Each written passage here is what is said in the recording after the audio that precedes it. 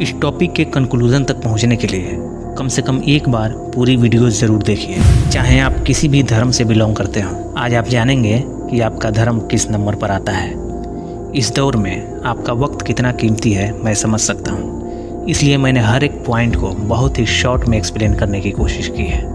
दोस्तों, दुनिया को और इंसानों को देखकर ताज्जुब होता है। इससे भी ज़्यादा ताज्जुब ये देखकर होता है कि एक ही जैसे दिखने वाले इंसान अलग अलग धर्म और संप्रदाय में कैसे बटा हुआ है। दुनिया के इन अलग अलग कम्युनिटीज़ की मानसिकता को देखकर ऐसा प्रतीत होता है मानो लोग अलग अलग फैक्ट्री से प्रोड्यूस हुए अलग अलग प्रोडक्ट हैं, जबकि हकीकतन ये देखने को मिलता है कि हर इंसान के बॉडी की पूरी स्ट्रक्चर एक समान होता है। यहाँ तक कि लोगों के रगों में जो खून दौड़ता है उसके रंग और प्रॉपर्टी में भी कोई फ़र्क नहीं होता। इससे ये पता चलता है कि एक ही जैसे दिखने वाले दुनिया के सभी लोगों की शुरुआत किसी एक ही पॉइंट से हुई है। वो पॉइंट क्या है, ये सभी धर्मों में लगभग एक ही व्याख्या मिलती है। भले ही लैंग्वेज के एतबार से लोग अलग अलग नाम से जानते हों। जैसे इस्लाम धर्म में आदम का जिक्र आता है, वहीं ईसाई और यहूदी धर्म में इसी का बदला हुआ नाम एडम और सनातन यानी हिंदू धर्म में मनु के नाम से जाना जाता है।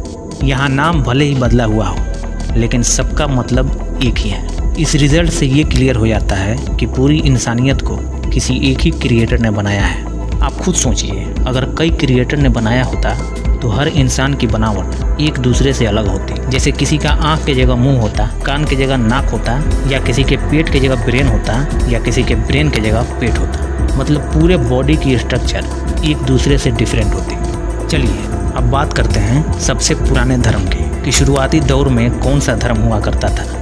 उससे पहले हम ये जानते हैं कि इंसान को आखिर धर्म की ज़रूरत क्यों है। इससे ये पता चलेगा कि वास्तव में किसी भी धर्म की हकीकत क्या है।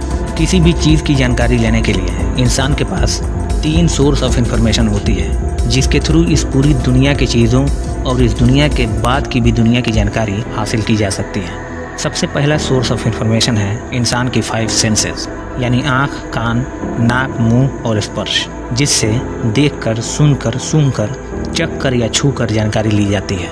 ऐसे ही हमारा दूसरा सोर्स ऑफ इंफॉर्मेशन है हमारी रीजनिंग, जिससे हम अपना दिमाग का इस्तेमाल करके जानकारी हासिल करते हैं। लेकिन इन दोनों सोर्सेज का एक लिमिट है। कोई भी अगर इस लिमिट को क्रॉस करने की कोशिश करता है तो हर हाल गलती करेगा। उदाहरण के लिए मान लीजिए कोई स्ट्रक्चर है, वो स्ट्रक्चर मकान है या इमारत, ये जानने के लिए उसे अपना पहला सोर्स इस्तेमाल करना पड़ेगा।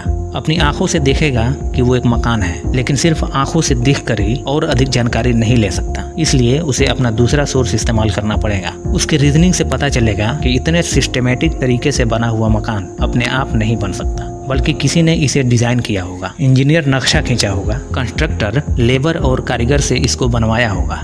जैसे ये सब जानने के लिए हम बिना रीजनिंग के देखकर या सुनकर पता नहीं कर सकते, उसी तरह इस दुनिया में बहुत सारी चीज़ें ऐसी हैं जिन्हें इन दोनों सोर्सेज से नहीं जाना जा सकता। हम इंसानों को जब किसी क्रिएटर ने बनाया है तो उसका कुछ मकसद भी होगा, कुछ नियम भी होंगे और कुछ शर्तें भी होंगी। उस क्रिएटर की पहचान, उसका मकसद, नियम और शर्तें इंसान न तो अपने सेंस से पता कर सकता है और ना ही अपने रीजनिंग से। अगर पता करने की कोशिश करता है तो डेफिनेटली गलती करेगा। इसके अलावा इंसान का आपसी ताल्लुकात, जीने और मरने की प्रक्रियाएं, लोगों की समस्याएं और उसका समाधान, ये सब कुछ जानने के लिए हमें तीसरा सोर्स ऑफ इंफॉर्मेशन की ज़रूरत पड़ती है, जिसे रेवलेशन यानी वही कहा जाता है। ये ईश्वर द्वारा रहस्य से पर्दा उठाने वाली बातें होती हैं। तमाम इंसानों में से ईश्वर अपने ख़ास बंदे को चुनता है और लोगों को संबोधित करते हुए उस पर वही नाजिल करता है, जिसे पैगंबर, दूत या प्रॉफिट कहा जाता है। शुरुआती दौर में हजरत आदम और उनकी औलाद एक ही ईश्वर की उपासना करते थे और उसकी तमाम नियम, शर्तों और सिद्धांतों पर बाखूबी अमल करते थे, और एक अरसे तक सभी लोग एक ही धर्म से ताल्लुक़ रखते थे। फिर शैतान ने लोगों को बरगलाना शुरू किया, जिससे कम्युनिटी में बिगाड़ पैदा हुआ। लोग सत्य मार्ग छोड़कर गुमराही में फंसते चले गए, और जब लोगों में हराम हलाल की तमीज़ नहीं रही तो ईश्वर ने लोगों को सत्य के रास्ते पर बुलाने के लिए उन्हीं लोगों में से अपना एक पैगंबर सेलेक्ट किया, जिनका नाम इदरीस बताया जाता है। जिन लोगों ने उनकी बात मानकर राह हक इख्तियार किया वो ईमान वाले हुए, और जिन्होंने इनकार किया और अपने जिद पर अड़े रहे वो काफिर हुए। इस तरह यहाँ 2 धर्मों का विभाजन हुआ। अब यहाँ 2 फेज बनता है। अगर इनकार करने वाले कम्युनिटी के नज़रिए से देखा जाए तो पैगंबर का हक के रास्ते पर बुलाने को नया धर्म कहा जाएगा, लेकिन अगर हकीकी नज़रिए से देखा जाए तो इनकार करने वालों ने नया धर्म बना लिया था, क्योंकि पैगंबर ने तो उन्हें उसी रास्ते पर बुलाया था जिस पर उनके पूर्वज हुआ करते थे। वे लोग भी एक ईश्वरवादी थे और इन्होंने भी एक ईश्वरवादी के तरफ ही बुलाया था। इससे भी ज़्यादा बुराई और गुमराही फैली जब इस कौम में भी बिगाड़ पैदा हुआ। तब ईश्वर ने इनकी इस्लाह के लिए हज़रत नूह को एज ए पैगम्बर मुंतखब किया। तब तक लोग इतने बिगड़ चुके थे कि उनका इनकार भी किया और उनको झुठलाया भी, क्योंकि तब तक वो लोग बुत परस्ती में लीन हो चुके थे। अपने संतों और बुजुर्गों का पुतला बनाकर उनकी पूजा करने लगे थे। 950 सालों में सिर्फ 80 लोग ईमान लाए। तब उनके अमाल और उनके झुठलाने के सबब कुदरत ने तूफान के जरिए उन सब को हलाक कर दिया और नूह और ईमान वालों को नूह की कश्ती के जरिए बचा लिया। इसका जिक्र हर धर्म में अलग अलग नाम से आता है। इस्लाम में नूह की कश्ती के नाम से जाना जाता है, हिंदुइज्म में मनु का नौका और क्रिश्चियनिटी और जेविश में नुआज आर्क के नाम से जिक्र मिलता है। तब तक दुनिया की जितनी आबादी थी सब नष्ट हो गई। कश्ती में जो लोग सवार थे उन्हीं की नस्लों से आज दुनिया की पूरी आबादी फैली हुई है। वो कौम जो ईश्वर के साथ शिर्क और पैगंबर का इनकार करती थी वो सब वहीं ख़त्म हो गए, लेकिन अगले कौम में बिगाड़ और गुमराहियों का सिलसिला ख़त्म नहीं हुआ। हर दौर में जब जब लोगों में बुराइयां फैलती थी और लोग अपना मकसद भूलकर ईश्वर के नियमों की धज्जियां उड़ाते थे और उसकी उतारी हुई किताबों में अपने ख्वाहिशों के मुताबिक बदलाव करते थे, तब ईश्वर अपना पैगंबर भेजकर उनकी इस्लाह करवाता था और उनको सही ट्रैक पर बुलाने के लिए दावत दिलवाता था। लेकिन अक्सर लोग उनका इनकार करके अलग अलग धर्म में विभाजित होते चले गए। हज़रत आदम अलैहिस्सलाम से लेकर लगभग 1,24,000 पैगंबरों का सिलसिला हज़रत मोहम्मद सल्लल्लाहु अलैहि वसल्लम पर ख़त्म हो गया। अल्लाह यानी ईश्वर का फरमान है कि अब कोई पैगंबर नहीं आएंगे, अब डायरेक्ट क़यामत आएगी। अब हम नहीं बताएंगे कि सबसे प्राचीन धर्म कौन है। आप अपनी सोर्स ऑफ इंफॉर्मेशन का इस्तेमाल करो और हकीकी नज़रिए से देखो कि हकीकत क्या है।